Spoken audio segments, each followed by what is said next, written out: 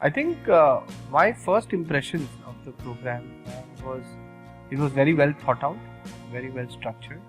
And now that I have finished the program over 3 days, I think it's very enriching and very fulfilling.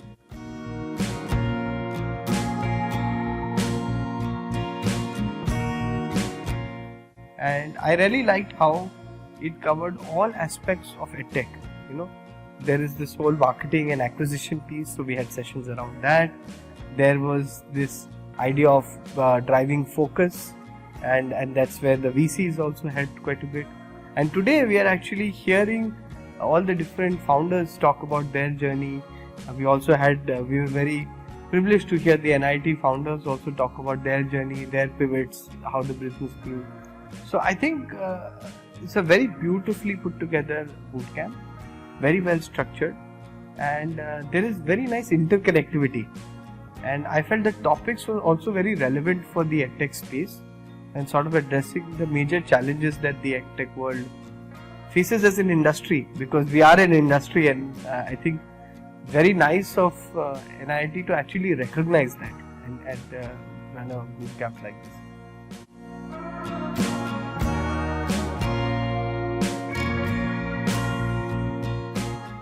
So that's a very good question. I like to multiple things, but I think if something really stood out to me was getting those industry experts, whether it was for marketing or the VC side or people who are from the tech side, come and talk about what is the latest and greatest they have done. What was also very interesting is largely in many boot camps and setups like this, it becomes a marketing event for them.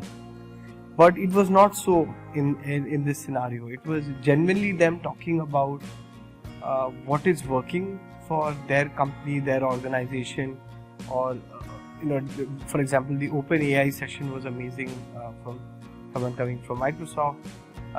The two VCs who spoke about the pitch as well as raising capital. Then the marketing session by ex-Zomato guys.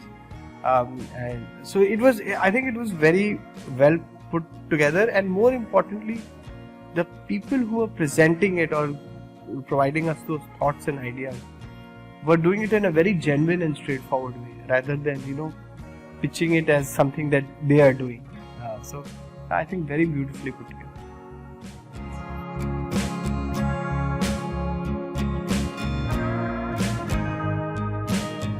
This day has been amazing.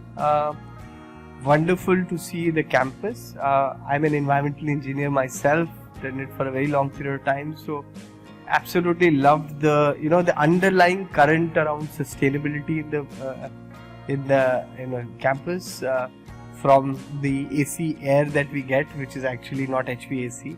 It comes from geothermal coupling to the entire rewilding and reforestation that the campus is picked up outside its boundaries. Doing it inside in your boundaries is very different, but doing it outside is very different.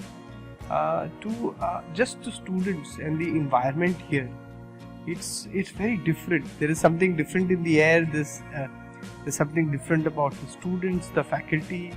There is a high level of professionalism with everything which is done.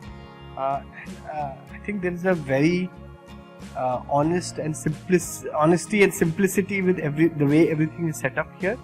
Right? Universities tend to be glass houses with fancy buildings, but the buildings here are impressive. It gives you that Gurukul feel.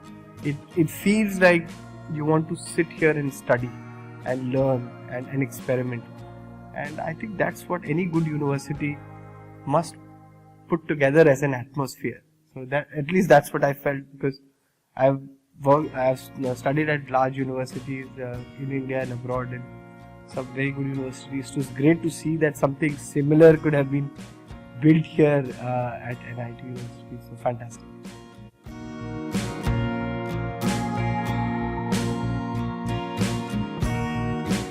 I think it's startups is all about information sharing, knowledge sharing. Right? So you know what? I am very excited if the campus believes that I can be part of some curriculum or course or deliver something for the students. or they can come and do live projects with our company, or we have a small project that we would like to prototype with you, and maybe do R&D, because I think one of the biggest challenges that Indian startups have, while they are raising funds and growing and everything, almost little to no money goes to R&D, right? So this could be a fantastic collaboration opportunity where a campus which is trying to spark that startup culture and entrepreneurship culture can become the centralized R&D hub for all of us, right? Because it's like we are pooling all the R&D capacity with you. And I think the biggest thing that we can do as entrepreneurs, I think everybody's an entrepreneur, right? And there are two types of entrepreneurs: some who are born with the natural ability, some who need to be nurtured to get the ability out. I was the second category. It took me 12 years of my career to discover it.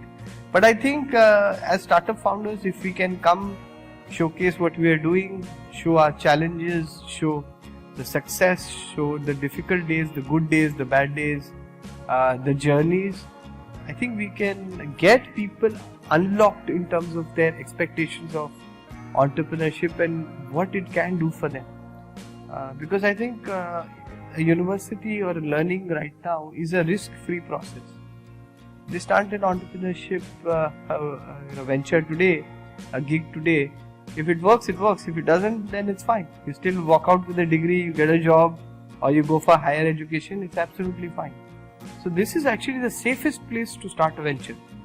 It was not very safe when I decided to work for 12 years and have all kinds of loans, etc., and then decided to get into entrepreneurship. I think this is a fantastic platform, and as entrepreneurs, I think it's our responsibility to come and integrate with the student community, and we'd be happy to help wherever. Knowledge sharing, projects, prototypes, research, whatever it is.